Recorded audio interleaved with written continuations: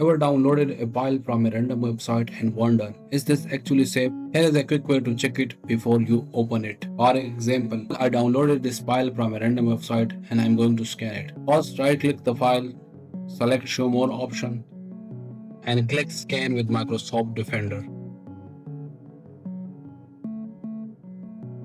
Windows will immediately start checking the file per thread. This can usually only take a few seconds depending on the file size. If the vendor say no current threads, that's a good sign. But if you want an extra layer of protection, there is another option. Go to virustotal.com and upload the file.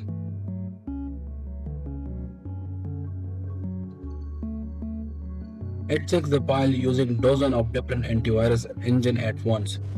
You can also paste a URL into VirusTotal to check a website or download link before you download anything.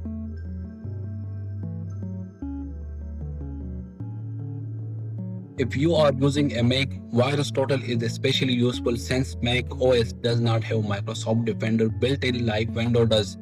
So before opening a suspicious file, scan it first. It only takes a few seconds and could save you from a serious headache.